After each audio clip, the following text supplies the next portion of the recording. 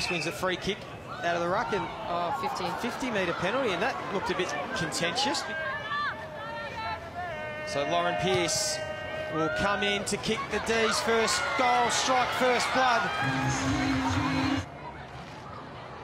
Eva has Bennett in support, bit of run now. Up ahead has Barclay in a one-on-one. Goes back at the footy, does well. Gets the ball nicely to Perry, who has Bernardi, has Bonner over the top. Can she get it to her? Will it sit up? Bernardi does it herself, runs in for the top of the square, kicks the goal, and the Giants respond. Great play from the Giants. Screws it around the body. Shelley Scott nearly took the mark. Hoare coming through Newman. And now the D's will try and create something. Kate Hoare screws it around the body. Top of the square. Cunningham in a one-on-one with Stevenson. Gets boot the ball, kicks the goal. Jacobson playing more on the wing this season after being a half-back for the D's last year. Once Pearce, who looks for a lead. Oh, big clash, you heard it. Through the effects, and both girls are hurt. That was brutal. As the D's go forward once again, Maddie Gay looking dangerous, gives to Jacobson from 50. Good frontal pressure from the Giants, so she won't be able to make the distance. Goes towards Zanka.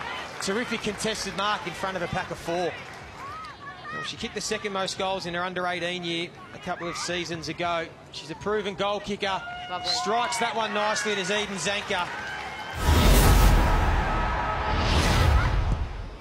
Coming up for disposal 10. This time goes in the Shelley Scott direction. Might be too far out to score. Has Cunningham on a lead. Plenty of space. Poor defending by the Giants, and that's too easy. Becky, as you said, with the particularly at the start of the game when we saw Amanda speak to Tanya in the change rooms about lining up on Cunningham, that Tanya started on the bench for quarter one and quarter two, and that's as you said, it's the exact same replay of what happened in the first quarter. Tegan Cunningham this time, she's kicked 1 goal, 2 already, now got her second goal of the afternoon. Trying to keep her side in it, goes at it again, wins another contested possession, feeds back to Bennett, and now Eva tried to screw it around the body. It's a high ball, it's a big fly at the back from Barclay, and the umpires paid the mark on the second bite. Jacinda Barclay missed round one due to work commitments, but has played 3 games since, but just kicked the 1 goal, 2. We know she's generally a pretty reliable set shot for goal, and that time she makes no mistake.